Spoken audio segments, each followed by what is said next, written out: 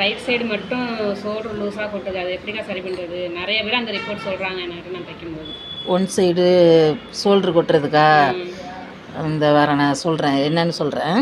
One side நம்ம இது பண்ணுறதுக்கு இப்போ என்ன செய்யணும்னா, இப்போ நம்ம வந்து இந்த ஷோல்டரை பிடிச்சோம்னா, மேலே பிடிச்சோம்னா இந்த இடம் பிடிச்சிக்கிட்டு ஒரு மாதிரி இருக்கும்.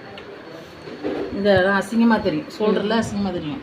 அதுமாதிரி இந்த இடம் பிடிச்சி நம்ம வந்து அது சரி பண்ணோம்னா இந்த ஜெஸ்ட் அளவு பிடிக்கும். அந்த மாதிரி இல்லாமல் நம்ம இந்த இடத்த மட்டும் நம்ம பிரிச்சுக்கணும்.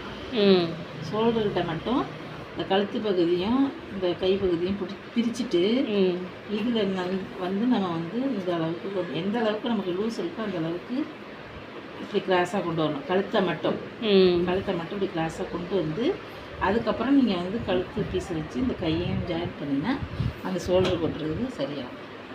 இந்த மெத்தடில் தான் வந்து இந்த ஷோல்டர் வந்து நம்ம சரி பண்ணணும்.